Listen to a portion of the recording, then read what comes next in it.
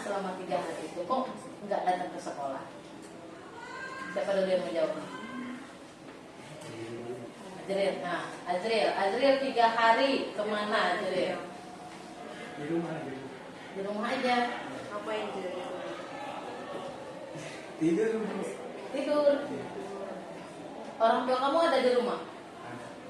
Nggak dibangunin sama orang tua? Bangun. Terus? Cuman adanya aja yang mas.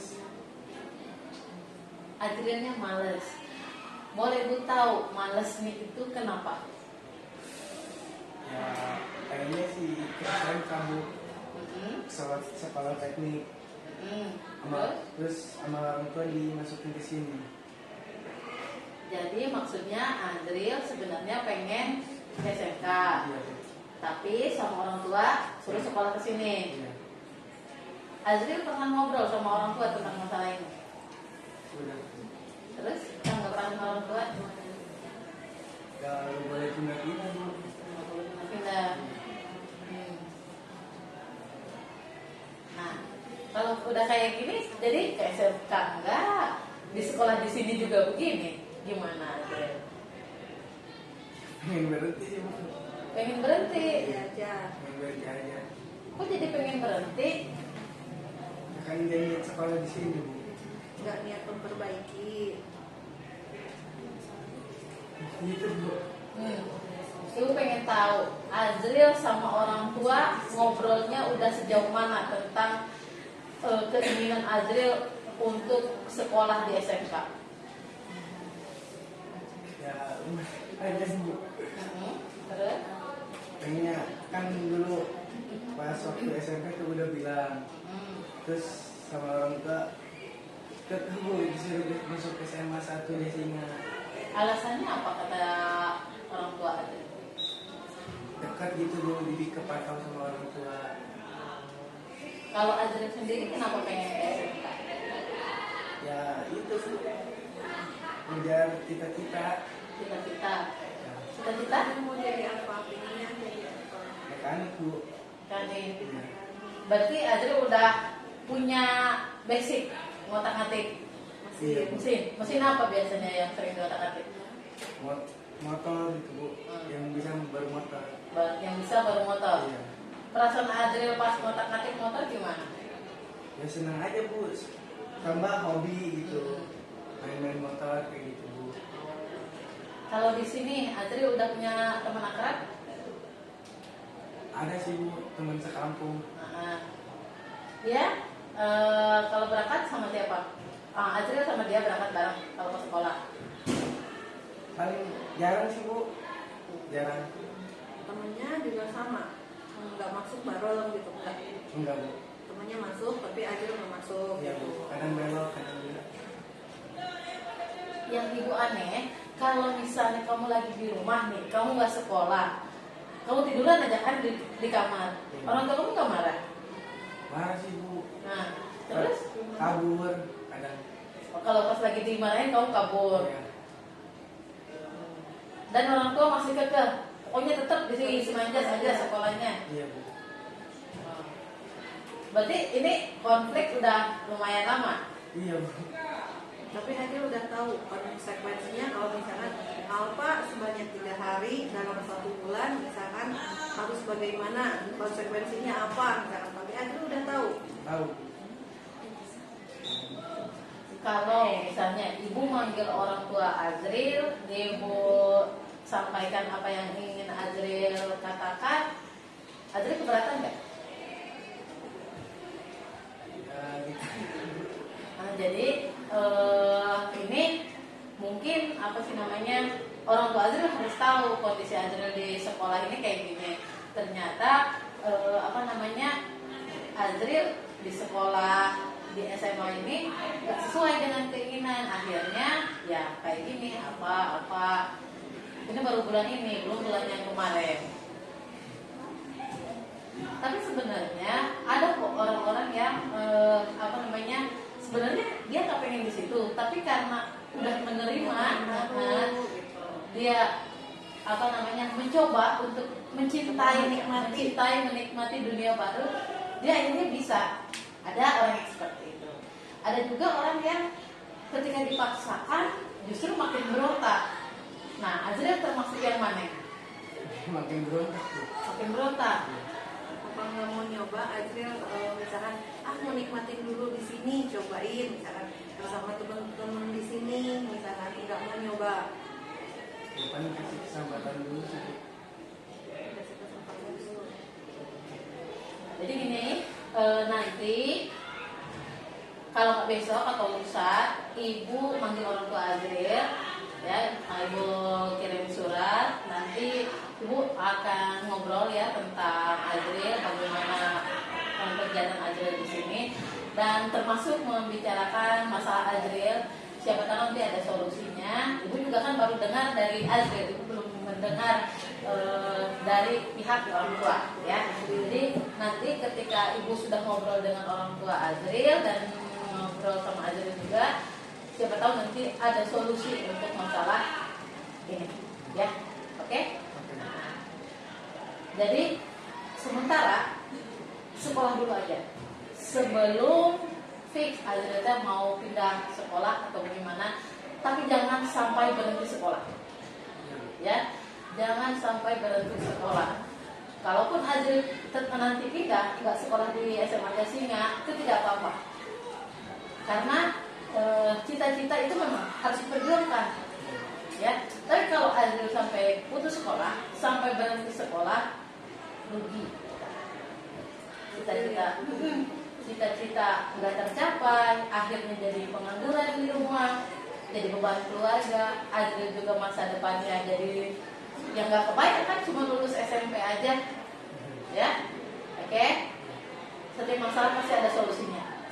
Komunikasi, ya, diobrolin sama orang tua. Nanti kita pertemuan berikutnya ibu panggil orang tua, dan sesi berikutnya ibu panggil lagi Azriel, ya.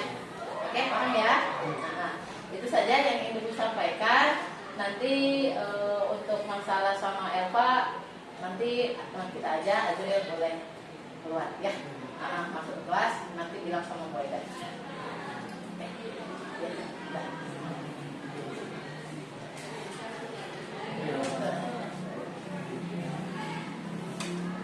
Oke.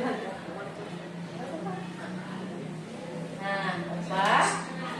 Azriel udah selesai masalahnya sama Elva sekarang. Elva 3 hari, boleh ibu tahu kenapa? Kenapa? Dulu Bu, kan orang tua itu nganggur, Elva nganggur. Kalau berangkat sekolah tidak ada uang jajan gitu Bu. Rumah di mana? Cuma di Dekat kan rumah Elva kan? Bisa jalan kaki kan ke sekolah? bisa Nah, Elva sehari jajan berapa? 20 20.000. 20.000 itu buat apa aja? buat sarapan, jajan biasa. Nggak sarapan dari rumah? Enggak, Kenapa nggak sarapan dari rumah? malas aja Bu. Nah, oke. Bapak itu nganggur baru sekarang atau udah lama? Udah lama Bu. Udah lama. Jadi selama Bapak nganggur, kemarin-kemarin kamu dapat uang jajan dari mana? Ini Dari ibu-ibu kerjanya apa? pembantu. Pembantu rumah tangga. Oke. Kemarin-kemarin Elva bisa sekolah, terus sekarang kenapa jadi apa? Jadi bolos, kenapa? Ibu tiba-tiba berhenti Bu. Terus? Bapak pangan Bu. Karena aku butuh biaya buat sekolah Bu. Terus biayanya dari mana Bu? Bapak kasihan.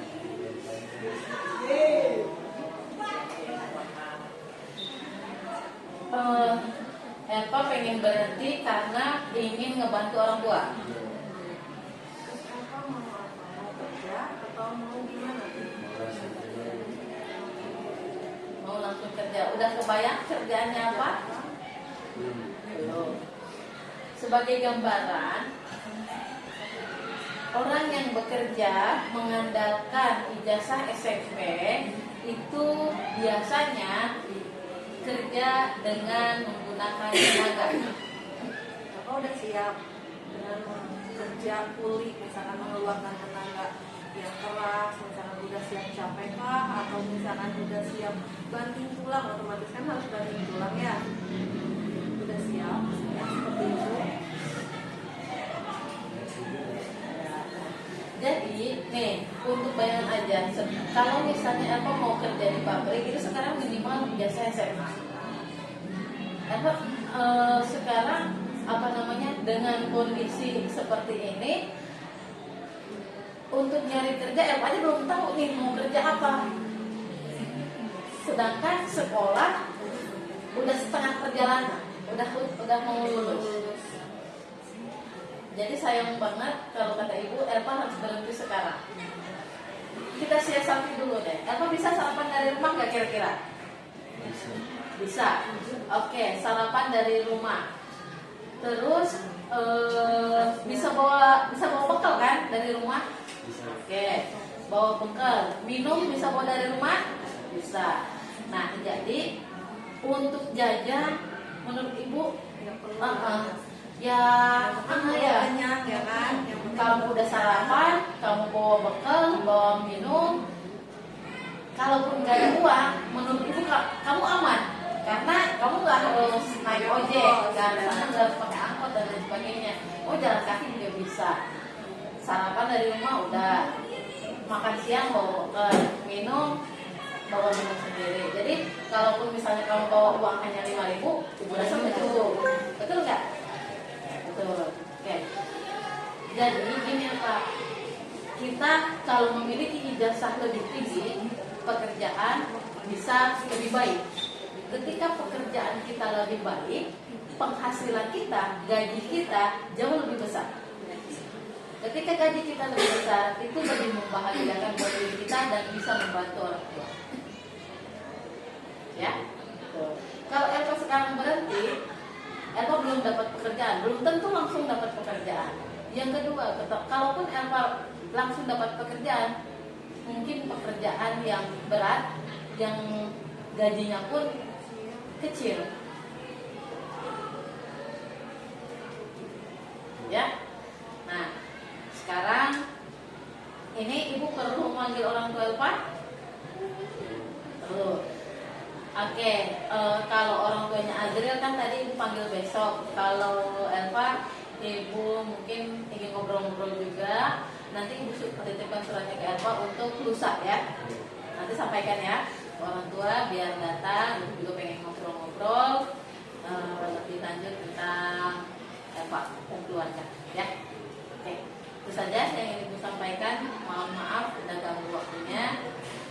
Semangat? Ya, semangat ya. Oke, itu aja dari ibu. Terima kasih.